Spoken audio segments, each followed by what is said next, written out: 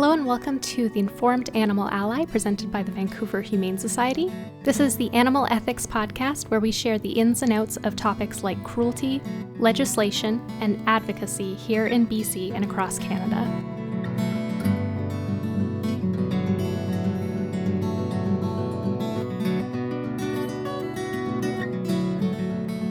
I'm Chantelle Archambault, Communications Director for the Vancouver Humane Society. Joining me, as always, is my co-host, VHS's Executive Director, Amy Morris. Hello. We've spoken before about plant-based advocacy. As a vegan organization, we do a lot of this work to help make plant-based eating more accessible and reduce the demand for industrial animal agriculture. In our work, we often hear arguments from people who disagree with veganism. So in this episode, we'll be looking at some of those arguments that we hear the most often and some ways to respond to them. And just a caveat for these, some of them sound ridiculous, but they are still arguments that we've heard, and it's worth having responses for them that are reasoned, thoughtful, kind, and caring, and kind of ways to not sound like a know-it-all or to sound like you think someone is stupid, even if you think that what they've put forward is not a very thoughtful argument against veganism. That's a great caveat. Thank you.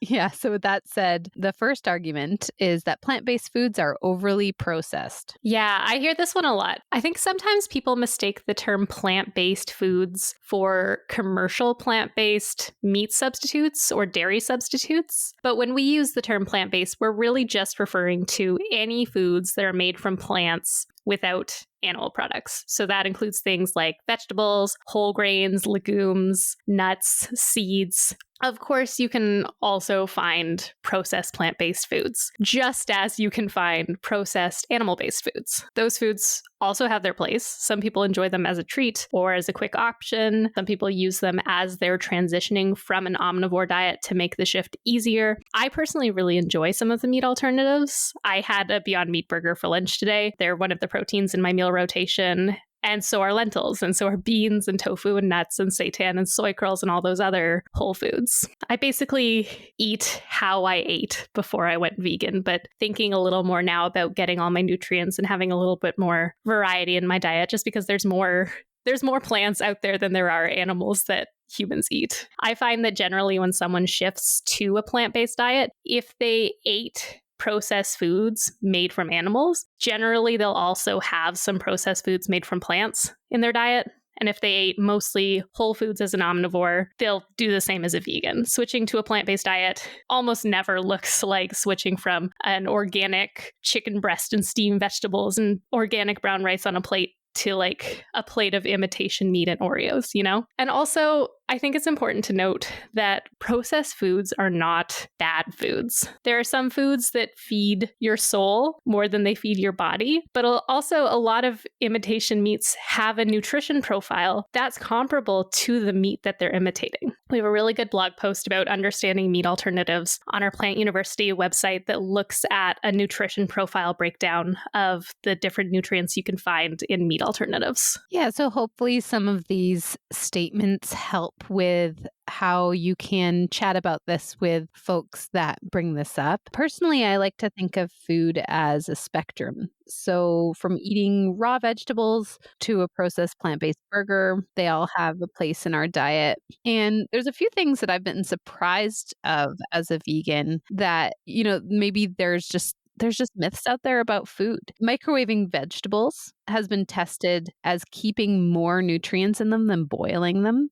Cooking method and ingredients in food can impact the amount of nutrients your body gets from the foods. So variety really makes the biggest impact on nutrient intake. I try to think of that in terms of how I eat. In one day, I might eat cereal and oat milk that's fortified with vitamins and minerals. I might have a smoothie with fresh frozen fruits, hemp seeds, chia seeds, flax seeds, maybe even a plant-based collagen booster powder to strengthen my tendons that has greens and probiotics in it. I might have chips with pre-made salsa, an avocado, and then homemade cashew queso made with raw ingredients like nutritionally, lemon juice, salt, chili powder, and then maybe some vegan chocolate to make sure I get all my iron. Half of that is processed, half of it isn't. But my focus is on foods that taste good, promote muscle and tendon strength, are really easy, and promote brain and blood health. The other day I had a microwavable vegan gluten-free lasagna from Amy's Kitchen,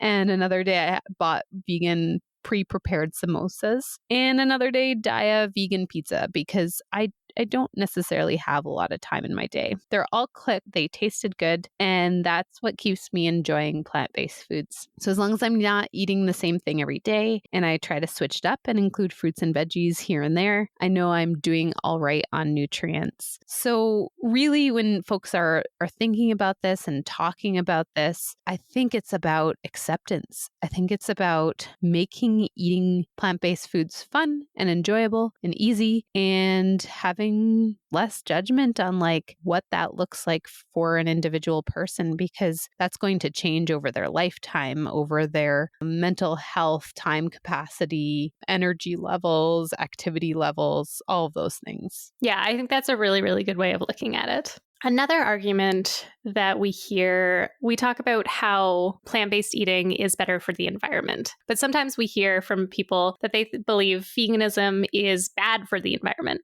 particularly because it drives monoculture crops. A lot of people talk about the impact of growing things like soy as monoculture crops, and we know that's a key protein that you can eat on a plant-based diet. But more crops are needed to feed animals for human consumption than would be needed to feed humans directly. The demand for meat and animal products is actually a driving factor in the use of monoculture crops because the vast majority of animals grown for food spend some or all of their lives in an industrial farming environment or a feedlot. It's not all grazing on pastures. In Canada, corn is mainly used for animal feed and ethanol. In the United States, 12% of corn is used to feed people, but 60% goes to feeding animals raised for foods. About 77% of the world's soy is used for animal feed. So we're seeing that by and large, more of these like proteins and grains are being used to feed animals than if they were feeding humans directly. This is a pretty bizarre argument. I can't say I've heard this, but it seems like this like made up fact. It's amazing how much farmland is used to grow food to feed animals, which in any kind of logical way of thinking is a huge inefficiency when it comes to feeding a population of more than 7 billion people. We'd be doing a lot better for the environment if all those fields grew food directly to feed people. And I think if this is brought up and someone is talking about it, the best way to sort of meet them is with compassion, kind of sharing, wow, like I hear that you care for the environment and you're concerned about monoculture crops. And I'd love to learn more about this alongside you because I'm not an expert in it. And then going someplace you can trust the output of it and research it together and come at it with that idea of learning and growing alongside the person rather than trying to prove that they're wrong or make it seem like they have no idea what they're talking about. Yeah, I mean, there's two different sides of this coin of people using these arguments. There's people you might be talking to in real life who often are speaking in good faith, using arguments that they really feel they're making the best decision for the environment or for whatever they really care about. Sometimes there's people on the internet saying these things who are really just going to throw whatever spaghetti at the wall they can to dispute your point. And sometimes you just have to walk away from arguments like that as well. Yeah, absolutely. This next one, I think, is a really good kind of argument. I'm really curious to hear what you have to say about it, Chantelle. So the argument is that shipping plant-based foods from far away is bad for the environment. You should just eat local, humanely raised animal-based foods. So I imagine this is things like palm oil and coconut coming on planes coming from places far away. Yeah. So one thing people talk about is the impact of shipping plant-based foods a long distance as opposed to eating local animal-based foods. And they've done a lot of research on this. It's certainly important to prioritize local, sustainable plant agriculture. I think we can all agree on that. But the research shows that ending all international food transport would only cut food miles emissions by 9% worldwide. And researchers have said that other choices like eating seasonal produce and reducing meat consumption would have a greater impact in reducing the climate impact of your food. Another thing is that eating local, the way that some people talk about, isn't possible for most people. A lot of people who use this argument are talking about rural communities where they're picturing, a small scale animal farm with animals out on the pasture, and you can walk over to meet your local farmer and then you can buy some meat from your local butcher. And that's not what's really happening. The reality of the world we live in is the vast majority of people are living in cities, and we don't have the space to be raising animals like that to feed all those people. If we go farther out into nearby rural communities, we don't have the space to have every animal roaming the pasture to meet a really high demand for animal products for every person who lives in the world right now. So that's why industrial animal agriculture developed, to fit more animals into a smaller space for a lower cost and meet that really high demand for our growing population. We don't have a world of old McDonald farms, is the reality. We have a world where about 90% of farmed animals and 74% of farmed land animals are being raised in factory farms. Yeah. With how few slaughterhouses there are, animals, even ones that are raised locally, are being transported huge distances to be killed. For example, something I learned when I lived on the Sunshine Coast of British Columbia is that animals have to travel in vehicles, on a ferry, and then on the highway again, going to the lower mainland of BC. And then the meat, after the animals are killed and processed, goes back on the highway, on the ferry, on the highway again. That's even like a short distance compared to some of the really long distances animals are being shipped. And that uses just so many greenhouse gases, not to mention the suffering of the animals. So the benefit of plant-based products is they skip that in-between step. They're going to on-farm or nearby processing facilities, and then they're getting to the consumer more directly. So this is an argument that can be shared, and at the same time, it's something that can be researched together, discussed together, and making sure that you kind of hear where someone's coming from. Absolutely that plant-based foods, coconuts are shipped from far away. But what are some other things we can consider? It's all about having that conversation and building trust with the other person who's putting that argument forward, that you understand where they're coming from. Yeah, that's a really great point. The animals are shipped from the pasture to the feedlot, to the slaughterhouse, and the crops to feed the animals are shipped from wherever they're grown to the feedlot. There's a lot more steps involved in animal agriculture than there is in plant-based. Another argument that we hear is veganism causes more animal deaths than animal agriculture. I have a really hard time with this one, but I think a way to approach it compassionately is just to kind of lay out the facts. First of all, do animals die from growing plants? Yes. Some animals die unintentionally from the machinery that's used to grow and harvest crops, and some animals are killed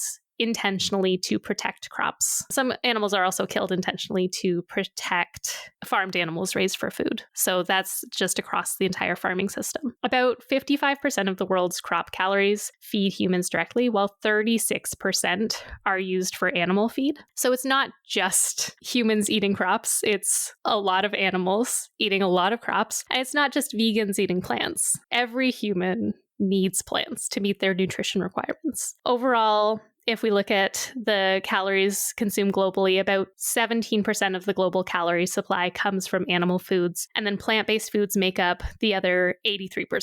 So when you look at the fact that animals are eating almost as many crops as all humans in total, you see that it takes far more crops to feed animals for humans to eat than it would to feed humans directly. So while it's not possible to eliminate all animal suffering entirely, plant-based diets are the best option to dramatically reduce it. Yeah, this one's interesting. I mean, animals die from all aspects of human existence. The need to protect crops, pesticides and rodenticides are being used. Going to a restaurant, there's likely rat and mouse traps set up all over the place. Grocery stores as well. These are existing with any kind of food. It's not a problem specific to veganism. The best thing to do when someone brings this up is not to deny it, but to acknowledge it. It's sad. It sucks a lot that animals are dying so that humans can consume plants. But eating a vegan diet still has a far less impact on animals and the environment overall. Absolutely. All right. This next one, I think, is a really common one that comes up, and it's that plant-based foods won't meet all your nutritional needs. Yeah, I think that we're getting to a place where there's a broader scientific consensus that eating more plant-based foods is healthier for you. But when we look at the specific nutrients, you can get all the nutrients you need from plant-based foods. There are a few that are more difficult to get or that only come in fortified plant-based foods. So if you don't want to keep track of all the nutrients you're consuming directly from foods every day, you can take a supplement. I personally take iron pill and a B12 gummy every day, and I sometimes also take omega-3 gummies. But I get plenty of protein and calcium and iron from plants, and those are the ones that I see people worry about the most often. Another thing to note is I see carnivore-only diets popping up sometimes where people are just eating animal-based foods, and you cannot get all the nutrients you need from that. You can only get fiber from plant-based foods, so people on a carnivore-only diet are getting zero fiber. You know, one of the first things you learn as a kid is you'll be healthier if you eat your veggies, and it holds true. There's this impression that nutrition is such a mystery and everything is just a trend and you just follow whoever you want to follow and everyone's just saying what they think. But really the vast majority of nutrition experts have reached a consensus that eating a wide variety of whole plant-based foods is good for your health, and that it's a good idea to limit red meat intake. Absolutely. And just to add to some of those things you said, Chantelle, oat milk has a lot of B12 added into it already. Dark chocolate is so full of iron. Beans have a lot of calcium, but so do fortified plant milks, figs, leafy greens. Potatoes have a bunch of potassium and vitamin C. I've realized that most of what I've learned about nutrition growing up was influenced by food manufacturers and producers, such as the dairy industry. We know now that kids thrive on plant-based diets. The beauty of scientific research means that we understand it isn't dairy milk that's preventing osteoarthritis. It's the combination of consuming calcium and magnesium together in good quantities. You can get those in combination together from greens, seeds, beans, brown rice, quinoa. The list goes on and on for those. So this is one of those myths that I find really fun to chat about with people because they start to realize how much what they grew up with is not the reality and how much opportunity there is to learn about what a body needs to thrive and be well. And again, the most important part is to approach it with excitement and intrigue and compassion. Talking about these topics with a judgment or know-it-all attitude will just sour someone's experience and have the opposite impact. Absolutely. That is always something really important to keep in mind. The next one, we're kind of keeping in the trend of health-related topics, but sometimes you hear that soy is bad for you because it increases estrogen. Desiree Nelson did a great job debunking this on our Plant University blog post called 10 Tips for Getting Started on a Plant-Based Diet Today. Soy gets a bad reputation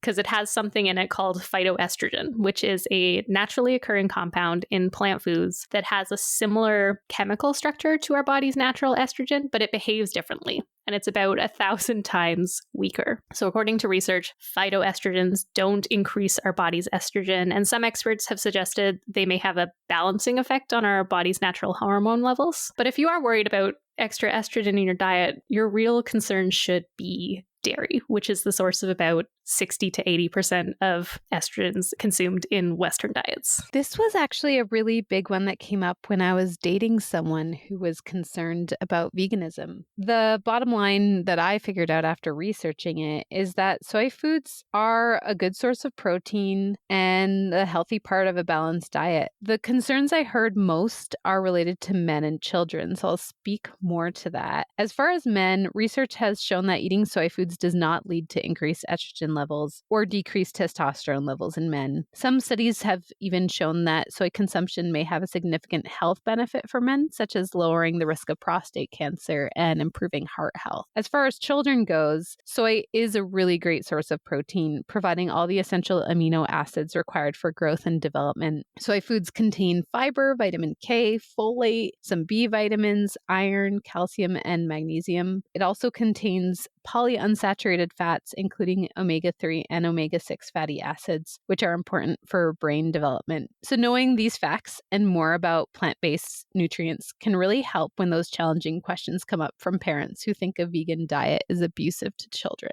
And another great thing is it tastes amazing. I'm so happy to hear this every time I hear it because I love tofu so much and I would be devastated if it was unhealthy. But luckily, it's got a ton of amazing nutrients for you. I'm always surprised by foods that have no color in them because in my mind, they're not good for you, like potatoes and tofu. They're just like bland, empty of things. But in fact, they're some of the best things you can eat. Yeah, absolutely. So the next argument is that the dairy industry takes calves from their mothers so that the mother cow doesn't accidentally kill them. Yeah, I wanted to talk about this one because this is one that came up recently. We had an ad campaign where we talked about animal welfare and some of the animal welfare concerns specific to each part of the animal agriculture industry, and then some plant-based foods that can be used to substitute for those animal-based products. And this was something that so many people said that I didn't even realize people believed. So I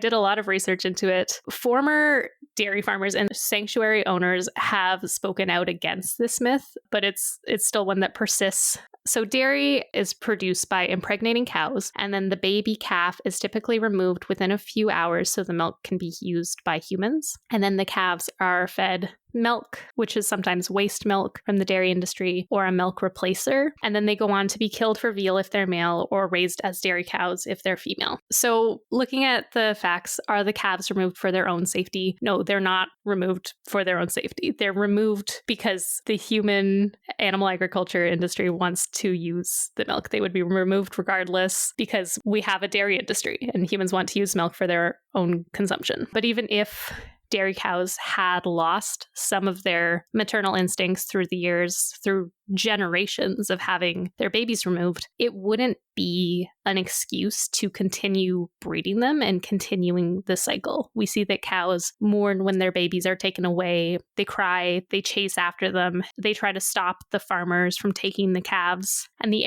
dairy industry continues to do this so the milk can be used and sold for humans. And it doesn't need to be. We have plant-based alternatives for this. This one, I've never heard it. And when I read it, I actually thought it was absurd. It's because I've spent quite a bit of time with mama and baby cows, and it's so incredibly far from reality. I'm not even sure how it got spread as a myth. The bond between cows and their babies is one of the most beautiful motherhood bonds I personally have ever experienced. I've noticed that cow moms are just so protective of their little ones. Like, I got to be around just a couple day old calf, and mama put her horns around me. I was providing some supplemental milk to the calf just to make sure that he was getting enough.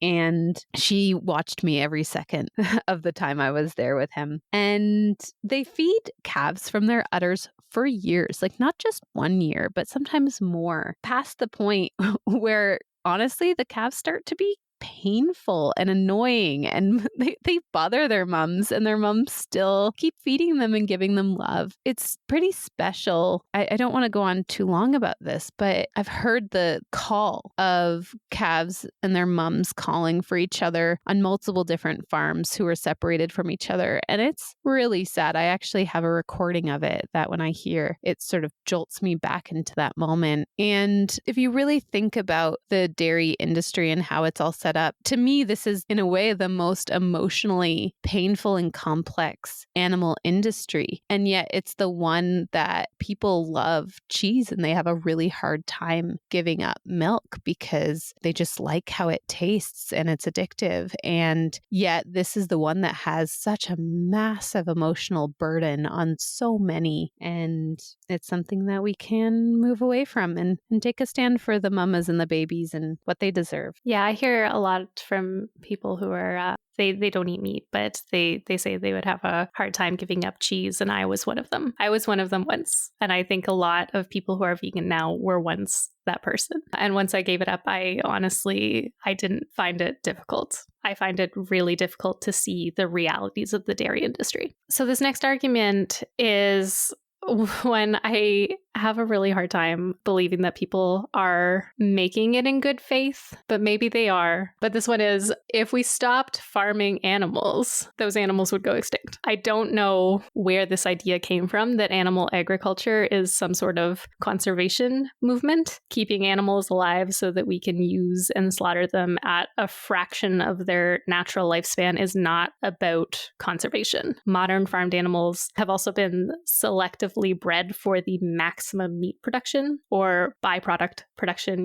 like eggs or dairy. And that has been detrimental to their health, and it leads to so much suffering. Broiler chickens raised for meat grow so large that their legs cannot support their bodies. Egg-laying hens lay eggs far more often than they would in the wild, which uses up the calcium they need in their bodies, and it leads to bone fractures. There are genetic defects in cattle and sheep and pigs from selective breeding for growth and from inbreeding. And if we're talking about conservation, industrial animal agriculture has also been extremely harmful for wildlife. Wild animals are killed to protect farmed animals. We see habitat loss for raising and feeding animals, and agricultural runoff is harmful to waterways and to animals who live in them and depend on them for drinking water. When we look at all of the mammals on Earth, farmed animals make up 62% of the world's mammal biomass, whereas wild animals are just 4%.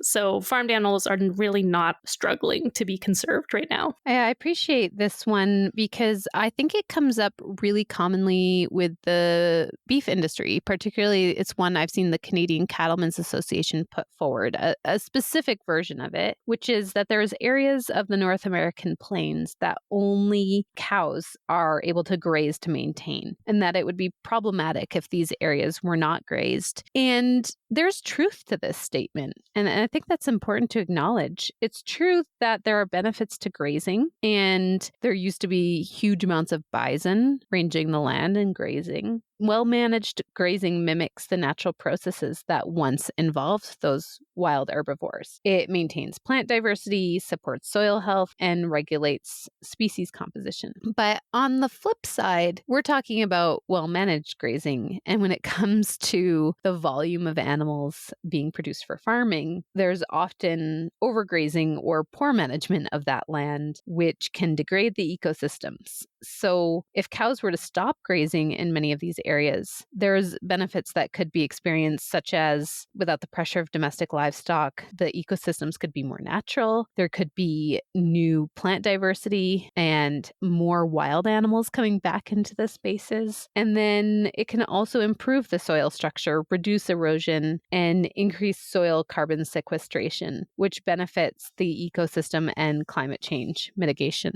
So there's sort of this nuance and this balance, but when it comes to wild animals, they move differently than farmed animals over sections of land. And these areas were really intended for wild herbivores to travel across them. Yeah, that's a great point. I think this one is kind of a different side of the same coin, which is if we all go vegan, the farmed animals would all be killed or would take over or would have nowhere to go. And first of all, a lot of these questions come from the idea that everyone on Earth will somehow go vegan all at the same time, and that all farmed animals will suddenly be rendered economically redundant. And I do not see that happening. I think it's much more realistic that people are going to gradually shift toward a plant-based food system, and fewer animals will be bred for food over time. But even if we did have this imaginary, suddenly vegan world, farmed animals are already headed to slaughter. Farmed animals are already regularly being culled because of things like shifts in the economy or disease spread. So a world where all people suddenly care very deeply about animal welfare and are doing our best for the animals can't be worse than the system we have in place right now. This myth, it sounds like it's coming from someone who was on their last limits of trying to have an argument against veganism. The consumption of animals is continuing to grow on our planet, which makes me really sad. spending my life trying to advocate for these animals. And even with the number of people going vegan and vegetarian growing, it isn't enough to match the population growth. So the volume of animals being produced and consumed is still larger than ever. It's remarkable how much change is going to be needed to make a drop in the bucket when it comes to reducing animal consumption. So that degree of gradual change is not going to have any of the suggested impacts listed in this myth. And we've got one more. If we go vegan, what will dogs and cats eat? Yeah, I think that's a good question. As I said, I do think it comes from a similar place of believing that meat will suddenly disappear and we'll see all animal products disappear off the shelves overnight. But I think in reality, as we move toward a plant-based food system for humans, we'll also be working toward a similar shift for animals. And it's an important question to ask. What are companion animals who eat an omnivore or carnivore diet can eat besides other animals? So if our goal is to end farmed animal suffering, two important steps are shifting human diets toward plant-based foods and then working on solutions for non-human animals who eat meat to not be relying on food from other animals. So some ways we can do that is to support researching nutrition needs and developing cultured or lab-grown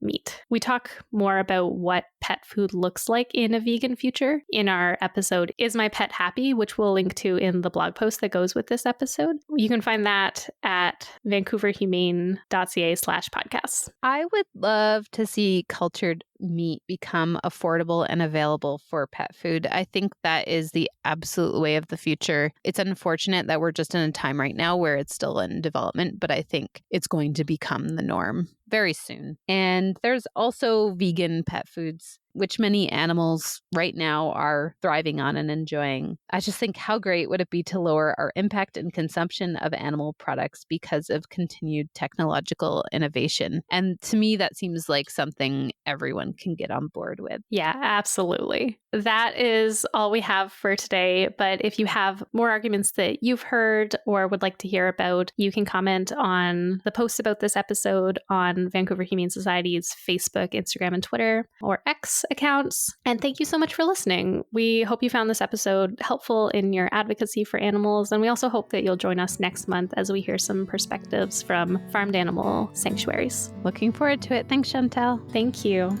The Informed Animal Ally is a podcast by the Vancouver Humane Society. If you found this episode helpful, please consider giving us a 5-star rating and review to help us reach more supporters of animals.